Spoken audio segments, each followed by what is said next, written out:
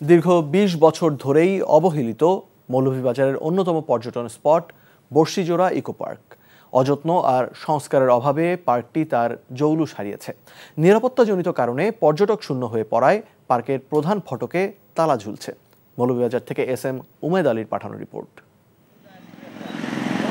মৌলভীবাজার শহর থেকে মাত্র ২ কিলোমিটার দূরে রিজার্ভ ফরেস্টের ৮৮৬ একর বনভূমি নিয়ে গড়ে ওঠা বর্ষিজোড়া ইকো পার্কটি একসময় ভ্রমণ পিপাসুদের আকর্ষণের কেন্দ্রে পরিণত হয়েছিল, কিন্তু সময়ের সাথে অবহেলা আর অযত্নে পার্কটি ধ্বংসের পথে।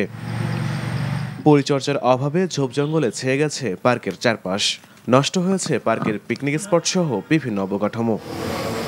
পার্কটিতে রয়েছে বিভিন্ন জীবজন্তু, রকমারি পাখপাখালি আর গাছগাছালি।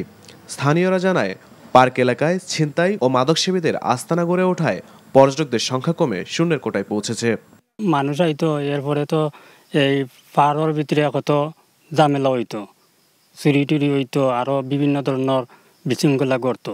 এর কারণে মানুষ এখন আবার বাদ দিলেছে। এটা তো মানুষ চায় না, আইলেও বিভিন্ন ক্ষেত্রে মহিলা আইলে খারাপ কাজ ধরে আমরা দৌড়ে বার করিয়ে দিলে। পার্কটা যদি চালু হয় তাহলে আমাদের এলাকারও অনেক উন্নয়ন হবে এবং যারা যারা আসবে তারাও বিনোদন পাবে।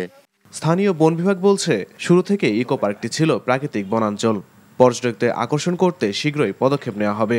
গাছপালা সমৃদ্ধ প্রাকৃতিক বনাঞ্চল এটি সুন্দর আছে এবং এখানে মানুষজন আসেন, বনাঞ্চল দেখেন, তারা স্বাচ্ছন্দ্য বোধ করেন, কেউ আনন্দিত হয়, ভালো লাগে।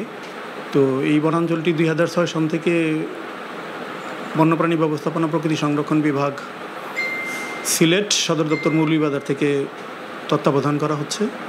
পুনরায় ইকো পার্কের প্রাণচাঞ্চল্য ফিরিয়ে এনে নিরাপত্তা নিশ্চিত করে পর্যটকদের জন্য তা উন্মুক্ত করার দাবি জানিয়েছেন ভ্রমণ পিপাসুরা। NTV news desk.